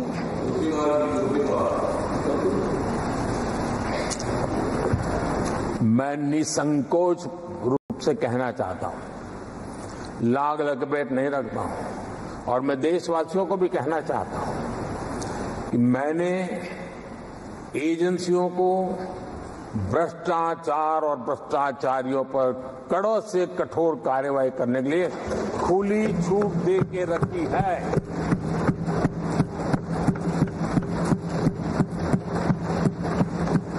सरकार कहीं पर भी टांग नहीं अड़ाएगी। हाँ, वो ईमानदारी से काम करे, ईमानदारी के लिए काम करे, ये मेरी सूचना है। और आदरणीय सभापति जी, मैं फिर देशवासियों को कहना चाहता हूं, कोई भी भ्रष्टाचारी कानून से बच करके नहीं निकलेगा, ये मोदी की गारंटी है। आदरणीय सभापति जी, राष्ट्रपति जी ने अपने संबोधन में पेपर लीक को एक बड़ी समस्या बताया है। मेरी अपेक्षा थी कि सारे दल दलीय राजनीति से ऊपर उठकर इस पर अपनी बात रखते हैं, लेकिन दुर्भाग्य से इतना संवेदनशील महत्वपूर्ण मुद्दा भी, मेरे देश के नौजवानों के भविष्य के साथ जुड़ा मुद्दा भी इन्होंने राजनीति के भेंट चढ़ा दिया। इससे बड़ा दुर्भाग्य क्या हो सकता है। मैं देश के नौजवानों को आश्वस्त करता हूं कि आपको धोखा देने वालों को ये सरकार छोड़ने वाली नहीं है। मेरे देश के नौजवानों के भविष्य के साथ खिलवाड़ करने वालों को सख्त से सख्त सजा मिले, इसके लिए एक के बाद एक एक्शन लिए जा रहे हैं। संसद में इन गड़बड़ियों के खिलाफ सख्त कानून भी हमने बनाया है। हम पूरी सिस्टम को मजबूती दे रहे हैं कि भविष्य में मेरे देश के नौजवानों को आशंका भरी स्थिति में भी रहना न पड़े, पूरे विश्वास के साथ वो अपने सामर्थ्य को प्रदर्शित करें और अपने हक का प्राप्त करें। इस बात को लेकर के हम काम कर रहे हैं। आदरणीय सभापति जी, यहां कुछ आरोप लगाने की फैशन है, लेकिन कुछ आरोप ऐसे उसके जवाब घटनाएं खुद दे देती है और प्रत्यक्ष को प्रमाण की कोई जरूरत नहीं होती है। जम्मू कश्मीर में हाल में हुए लोकसभा चुनाव में मतदान के जो आंकड़े हैं वो पिछले 4 दशक के रिकॉर्ड को तोड़ने वाले हैं। और इसको सिर्फ कोई घर से गया बटन दबा के आया इतना नहीं है, भारत के संविधान को स्वीकृति देते हैं, भारत के लोकतंत्र को स्वीकृति देते हैं, भारत के इलेक्शन कमीशन को स्वीकृति देते हैं।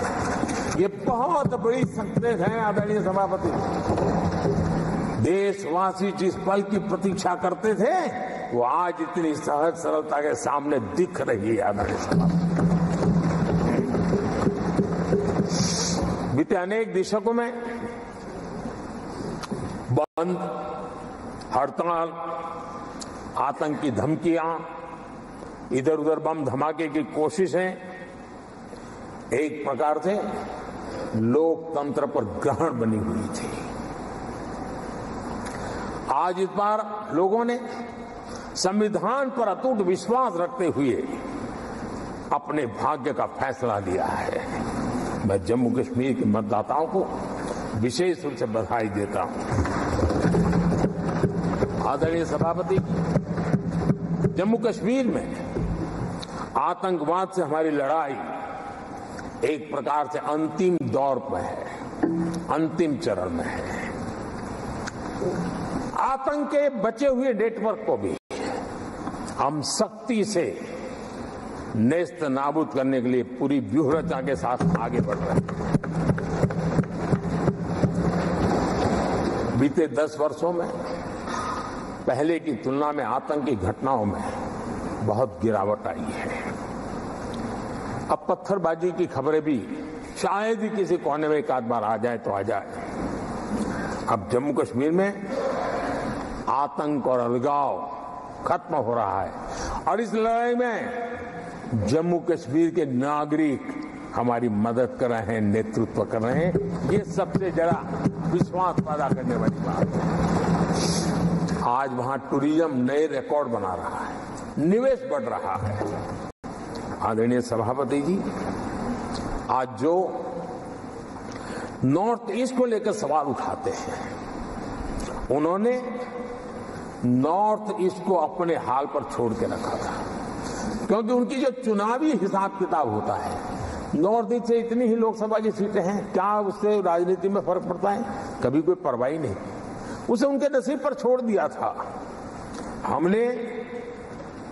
हम नॉर्थ ईस्ट को आज देश के विकास का एक सशक्त इंजन बनाने की और हम ताकत से लगे। नॉर्थ ईस्ट पूर्वी एशिया के साथ ट्रेड, टूरिज्म और कल्चरल कनेक्टिविटी उसका गेटवे बन रहा है। और ये जो कहते हैं ना 21वीं सदी भारत की सदी, उसमें ये इनिशिएटिव बहुत बड़ा रोल प्ले करने वाला है। ये हमें स्वीकार करना है। आदरणीय सभापति जी, हमने नॉर्थ ईस्ट में गत 5 वर्ष में जो काम किया है, और अगर पुराने कांग्रेस के हिसाब से साथ उसको अगर तुलना कर दी जाए, हमने जितना काम 5 साल में किया है, इतना अगर उनको करना होता ना तो कम से कम 20 साल लग जाते, एक पीढ़ी और चली जाती। हमने इतना तेजी से काम किया है। आज नॉर्थ ईस्ट की कनेक्टिविटी उसके विकास का मूलभूत आधार है, उसको हमने प्राथमिकता दी है। और आज भूतकाल के सारे इंफ्रास्ट्रक्चर से कई गुना आगे हम निकल चुके हैं और हमने उसको करके दिखाया है। आदरणीय सभापति जी, नॉर्थ ईस्ट में स्थायी शांति के लिए 10 वर्षों में अनेक प्रयास किए गए हैं और निरंतर प्रयास किए गए हैं। बिना रुके, बिना थके, हर एक को विश्वास में लेते हुए में प्रयास किए गए हैं और उसकी चर्चा कम हुई है देश में, लेकिन परिणाम बहुत ही आशा पैदा करने वाले निकले हैं। राज्यों के बीच सीमा विवाद संघर्षों को जन्म देता रहा है और आजादी से अब तक ये निरंतर चलता रहा है। हमने राज्यों को साथ बिठा करके सहमति के साथ जितने सीमा विवाद खत्म कर सकते हैं एक के बाद एक अकॉर्ड करते करते जा रहे हैं। रिकॉर्डेड है, सहमति की रिकॉर्ड है और उसके लिए जो सीमाओं में किसी को उधर जाना है, किसी को यहां आना है, कहीं रेखा यहां बनानी, कहीं रेखा वहां, वो सारे काम कर चुके हैं। आदरणीय सभापति जी, ये नॉर्थ ईस्ट की बहुत बड़ी सेवा है। हिंसा से जुड़े संगठन, जो हथियारबंद गिरोह थे, जो वहां लड़ाई लड़ते रहते थे, अंडरग्राउंड रह के लड़ाई लड़ते थे, हर व्यवस्था को चुनौती देते थे, हर काउंटर ग्रुप को चुनौती देते थे, खून खराबा होता रहता था।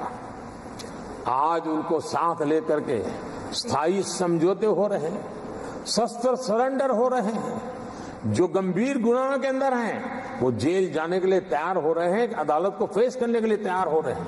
न्याय तंत्र के प्रति भरोसा बढ़ना, संविधान के प्रति भरोसा बढ़ना, भारत के लोकतंत्र के प्रति भरोसा बढ़ना, भारत के गवर्नमेंट की रचना पे भरोसा करना, ये इसमें से अनुभव होता है और आज हो रहा है। आदरणीय सभापति जी, मणिपुर के संबंध में मैंने पिछले सत्र में विस्तार से बात कही थी, लेकिन आज मैं फिर से एक बार दोहराना चाहता हूं। मणिपुर की स्थिति सामान्य करने के लिए सरकार निरंतर प्रयासरत है। वहां जो कुछ भी घटनाएं घटी, 11,000 से ज्यादा एफआईआर की गई है। मणिपुर छोटा सा राज्य है, 11,000 एफआईआर की गई है। 500 से ज्यादा लोग अरेस्ट हुए हैं। आदरणीय सभापति जी, इस बात को भी हमें स्वीकार करना होगा कि मणिपुर में लगातार हिंसा की घटनाएं कम होती जा रही है। इसका मतलब शांति का आशा रखना, शांति पे भरोसा करना संभव हो रहा है। आज मणिपुर के अधिकांश हिस्सों में आम दिनों की तरह स्कूल चल रहे हैं, कॉलेज चल रहे हैं, दफ्तर और दूसरे संस्थान खुले रहे हैं। आदरणीय सभापति जी, मणिपुर में भी जैसे देश के अन्य भागों में परीक्षाएं हुई, वहां भी परीक्षाएं हुई हैं और बच्चों का अपनी विकास यात्रा जारी रखी है। आदरणीय सभापति, केंद्र और राज्य सरकार सभी से बातचीत करके शांति के लिए, सौहार्द रास्ता खोलने के लिए लगातार प्रयास कर रही है। छोटे छोटे इकाइयों को जोड़ करके इन ताने बाने को गूंथना एक बहुत बड़ा काम है और शांतिपूर्ण तरीके से हो रहा है। बीते समय में पहले की सरकारों में ऐसा नहीं हुआ है। गृह मंत्री स्वयं कई दिनों तक वहां रहे हैं, गृह राज्य मंत्री हफ्तों तक वहां रहे और बार बार वहां जाकर के संबंधित लोगों को जोड़ने का प्रयास करते रहे हैं। आदरणीय सभापति जी, पॉलिटिकल लीडरशिप तो है ही, लेकिन सरकार के सभी वरिष्ठ अधिकारी जिसका जिसका इन काम से संबंध है, वे लगातार वहां फिजिकल जाते हैं, लगातार वहां संपर्क में रहते हैं और समस्या के समाधान के लिए हर प्रकार से प्रयासों को बल दिया जा रहा है। आदरणीय सभापति जी, इस समय मणिपुर में बाढ़ का भी संकट चल रहा है और केंद्र सरकार राज्य सरकार के साथ मिलकर के पूरा सहयोग कर रही है। आज ही एनडीआरएफ की 2 टीमें वहां पहुंची है, यानी कि प्राकृतिक मुसीबत में भी केंद्र और राज्य मिलकर के मणिपुर की चिंता कर रहे हैं। आदरणीय सभापति जी, हम सभी को राजनीति से ऊपर उठ करके वहां की स्थिति को सामान्य बनाने में सहयोग करना चाहिए, ये हम सबका कर्तव्य है। आदरणीय सभापति जी, जो भी तत्व मणिपुर की आग में घी डालने की कोशिश कर रहे हैं, मैं उनसे आगाह करता हूं कि ये हरकतें बंद करें। एक समय आएगा मणिपुर ही उनको रिजेक्ट करने वाला है, ऐसे लोगों को। आदरणीय सभापति जी, जो लोग मणिपुर के इतिहास को जानते हैं, मणिपुर की घटनाक्रम को जानते हैं, उनको पता है कि वहां का सामाजिक संघर्ष का एक लंबा इतिहास रहा है। उस संघर्ष की मानसिकता की जड़ें बहुत गहरी हैं, इसको कोई नकार नहीं सकता है। और कांग्रेस के लोग ये न भूले कि मणिपुर में इन्हीं कारणों से 10 बार राष्ट्रपति शासन लगाना पड़ा है। इतने छोटे से राज्य में 10 बार प्रेसिडेंशियल रूल लगाना पड़ा है, राष्ट्रपति शासन लगाना पड़ा है। कुछ तो मुसीबतें होगी और ये हमारे कार्यक्रम में नहीं हुआ है, लेकिन फिर भी राजनीतिक फायदा उठाने के लिए वहां पर जिस प्रकार की हरकतें हो रही है, और राष्ट्रपति जी, आदरणीय सभापति जी, मैं इस सदन में देशवासियों को मैं बताना चाहता हूं, 1993 में मणिपुर में ऐसे ही घटनाओं का क्रम चला था और इतना तीव्र चला था, इतना व्यापक चला था, वो 5 साल लगातार चला था। तो ये सारा इतिहास समझ करके हमें बहुत समझदारी के पूर्वक स्थितियों को ठीक करने के लिए प्रयास करना है। जो भी इसमें सहयोग देना चाहते हैं, हर एक का सहयोग भी हम लेना चाहते हैं, लेकिन हम सामान्य स्थिति को बरकरार रखने में, शांति लाने में भरपूर प्रयास कर रहे हैं। आदरणीय सभापति जी, ये मेरा सौभाग्य रहा है कि मैं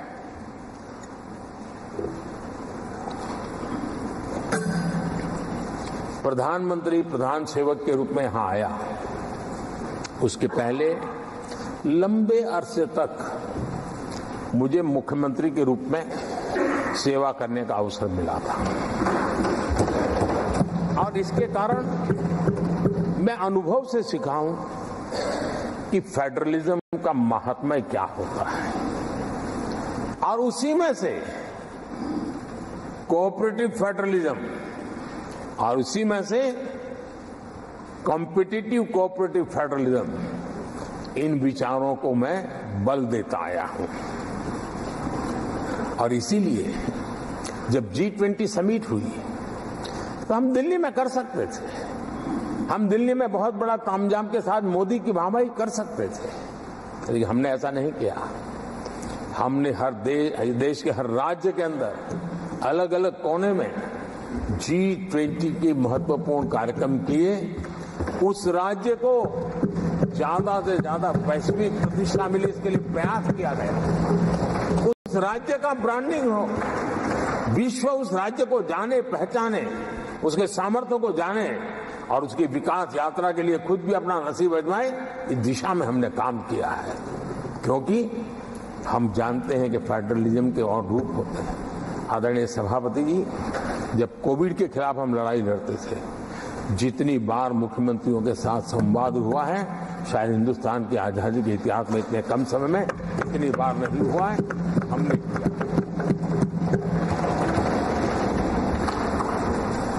आदरणीय सभापति जी, ये सदन एक प्रकार से राज्यों से जुड़ा हुआ सदन है और इसलिए राज्यों के विकास के कुछ फोकस एरिया, उसकी चर्चा इस सदन में करना मैं उचित मानता हूं और मैं कुछ आग्रह भी साझा करना चाहता हूं। आज हम एक ऐसी स्थिति में हैं जहां हम अगली क्रांति का नेतृत्व कर रहे हैं। इसलिए सेमीकंडक्टर्स और इलेक्ट्रॉनिक मैन्युफैक्चरिंग जैसे सेक्टर्स में हर राज्यों ने बड़ी प्राथमिकता से साथ अपनी नीतियां बनानी चाहिए, योजनाओं लेकर के आगे आना चाहिए। और मैं चाहता हूं कि राज्यों के बीच विकास की स्पर्धा हो, निवेश आकर्षण करने वाली नीतियों में स्पर्धा हो और वो भी गुड गवर्नेंस के माध्यम से हो, स्पष्ट नीतियों के माध्यम से हो। मैं पक्का मानता हूं कि आज जब विश्व भारत के दरवाजे पर दस्तक दे रहा है तब हर राज्य के लिए अवसर है और जब ये राज्यों से जुड़ा हुआ सदन है तो मैं आग्रह करूंगा राज्यों से कि आप आगे आइए और विकास की यात्रा में आप भी उसका फायदा उठाइए। रोजगार सृजन में इस राज्यों के भी स्पर्धा क्यों न होनी चाहिए। फलाने राज्य की उस नीति के कारण उस राज्य में नौजवानों को इतना रोजगार मिला तो दूसरा राज्य का है तुम्हारी नीति में मैंने +1 कर दिया तो मुझे ये फायदा मिला। रोजगार के लिए राज्यों के बीच में स्पर्धा क्यों नहीं होनी चाहिए। मैं समझता हूं कि ये देश के नौजवानों के भाग्यों को बदलने में बहुत काम आएगा।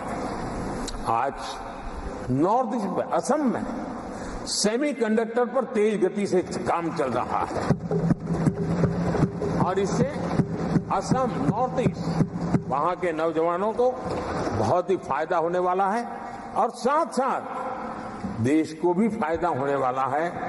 और नॉर्थ ईस्ट की धरती, क्योंकि एक राज्य सरकार जब एग्रेसिवली नीतियों को लेकर के आती है तो उसका, आदरणीय सभापति जी, यूएन ने 2023 को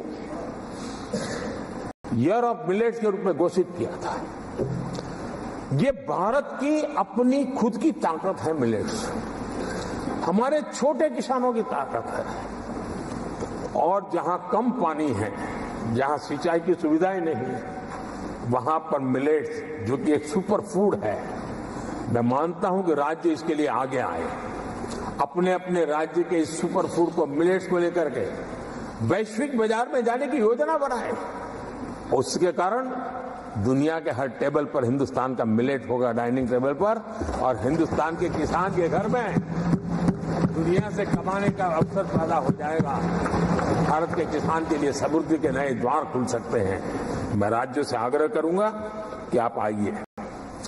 आदरणीय सभापति जी, दुनिया के लिए न्यूट्रिशन मार्केट, इसका सॉल्यूशन भी हमारे देश के मिलेट में है। ये सुपर फूड है और जहां पर न्यूट्रिशन की चिंता है वहां पर हमारा मिलेट बहुत बड़ा काम कर सकता है। हमें तो आरोग्य की दृष्टि से भी वैश्विक मंच पर ले जाने के लिए हमारे राज्य आगे आए, अपनी एक पहचान बनाए। आदरणीय सभापति जी, 21वीं सदी में ईज ऑफ लिविंग ये सामान्य मानवीय का हक है और मैं चाहता हूं कि राज्य सरकार अपने यहाँ के नीति, नियम, व्यवस्थाएं उस प्रकार से विकसित करें ताकि सामान्य नागरिक को ईज ऑफ लिविंग का अवसर मिले। और इस सदन से राज्यों को अगर वो संदेश जाता है तो देश के लिए उपयोगी होगा। आदरणीय सभापति जी, भ्रष्टाचार के खिलाफ जो हमारी लड़ाई है उसको हमें कई स्तरों पर नीचे ले जाना पड़ेगा और इसलिए चाहे पंचायत हो, नगरपालिका हो, महानगर पालिका हो, तहसील पंचायतें हो, जिला परिषद हो, भ्रष्टाचार से मुक्ति का राज्य अगर बीड़ा उठाएंगे तो हम बहुत तेजी से देश के सामान्य मानवी को जो भ्रष्टाचार से जूझना पड़ता है उससे मुक्ति दिला सकते हैं। आदरणीय सभापति जी, समय की मांग है कि हमारे यहां एफिशिएंसी अब होती है चलती है का जमाना चला गया है। 21वीं सदी में भारत को अगर भारत की सदी के रूप में अपने आप को प्रस्तावित करना है तो हमारे गवर्नेंस के मॉडल में, हमारे डिलीवरी के मॉडल में, हमारे निर्णय प्रक्रिया के मॉडल में एफिशिएंसी बहुत अनिवार्य है। मैं आशा करता हूं कि सर्विस की स्पीड बढ़ाने में, निर्णयों की स्पीड बढ़ाने में एफिशिएंसी की दिशा में काम होगा। और जब इस प्रकार से काम होते हैं तो ट्रांसपेरेंसी भी आती है, इफ्स एंड बर्थ भी नहीं रहते हैं और सामान्य मानवीय के हकों की रक्षा भी होती है और ईज ऑफ लिविंग इसका एहसास हर नागरिक कर सकता है। आदरणीय सभापति जी, मेरा एक कन्विक्शन है और मैं मानता हूं कि आज समय की मांग है हमारे देश के नागरिकों के जीवन से सरकार की दखल जितनी कम हो उस दिशा में हमने प्रयास करना चाहिए।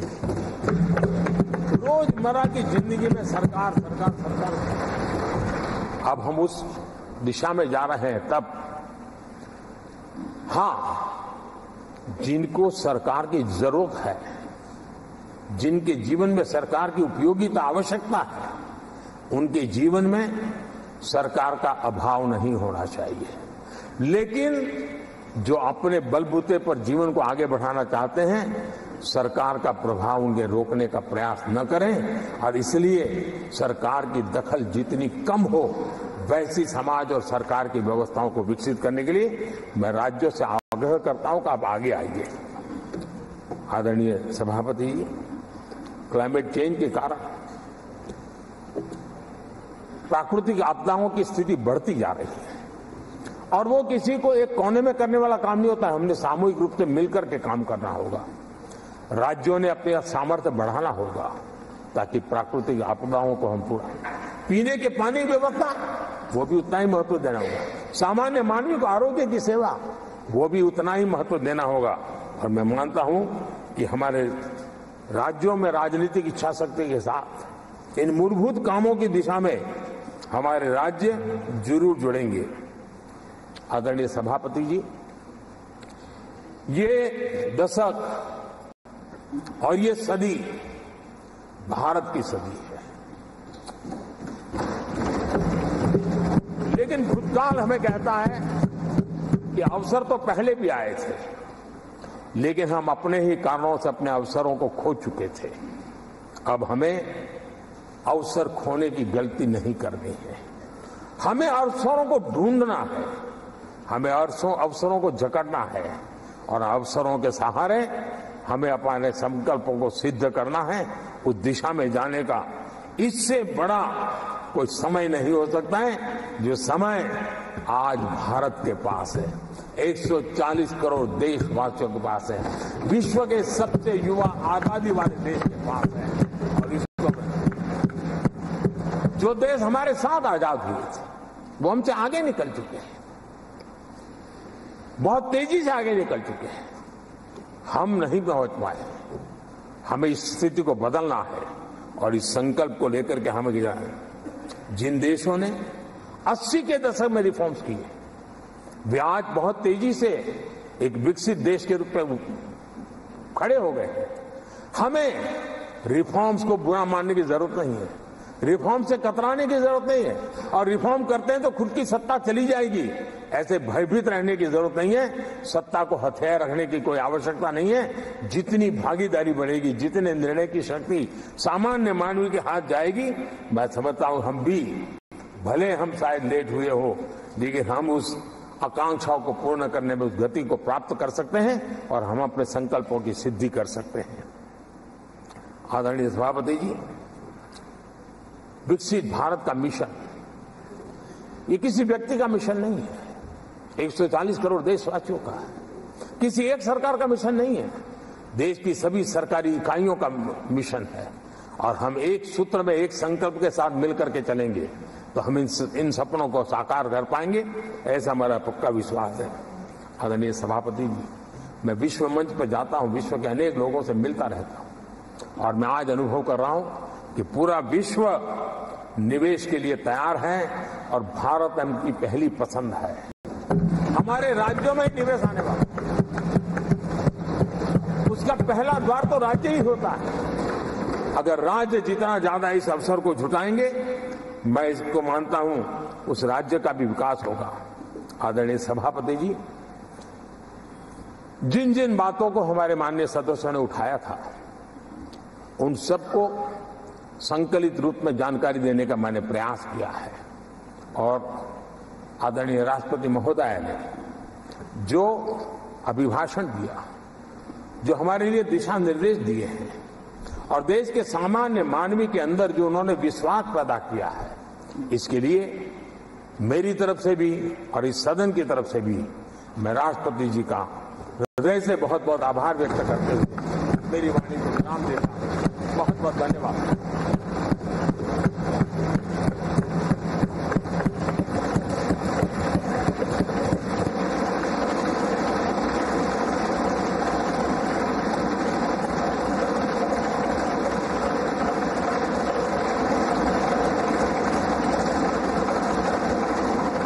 I shall now put the motion to vote. The question is that an address be presented to the President in the following terms: that the members of the Rajya Sabha assembled in this session are deeply grateful to the President for the address which he has been pleased to deliver to both houses of Parliament assembled together on June 27, 2024. Those in favor will please say aye. Those against will please say no. I think the ayes have it, the ayes have it, the ayes have it. The motion is adopted.